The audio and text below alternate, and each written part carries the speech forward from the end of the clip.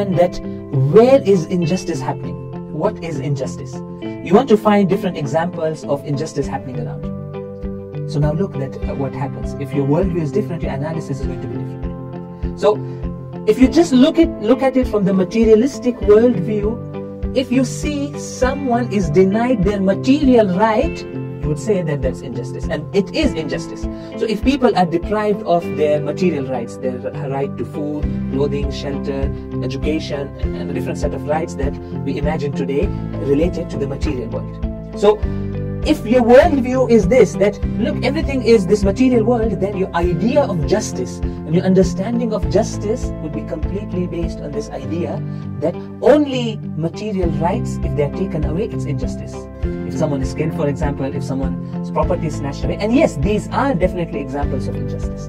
But what about a society that is deprived of spiritual perfections?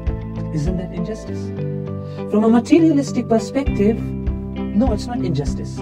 If people are drowning in sin, if people are drowning in adultery, drinking, drugs, of course, drugs, these things, as long as you don't harm others.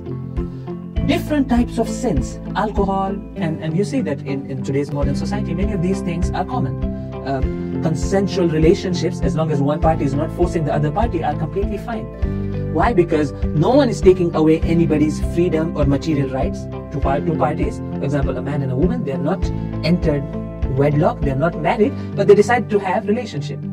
From a material perspective, there's nothing against justice happening here. But if you look at it from Islamic perspective, Islamic worldview, which says that look, you're not limited to this material dimension, then we come to a different conclusion. We say that a society which has, imagine a society that has all material perfections that you can imagine. Money, security, all different things you can imagine, food, clothing, shelter, education, everything, but this society is drowning in sins. It's drowning in acts which are not morally correct according to Islam. From an Islamic perspective, you would analyze it differently. You would say that no, this society is facing a lot of injustice and oppression, and something needs to be done. See, how different is your analysis? Why? Because your worldview and the social principles that you're using to analyze this, they're changed. This has a lot of impact. And what we eventually want to achieve is that true, precise basirat that takes into account all different levels of reality. It takes into account the material world, it takes into account also the spiritual realm. That's the complete and accurate basirat. And we say that we look at things from Islamic perspective that gives you insight into both the material dimension and the spiritual.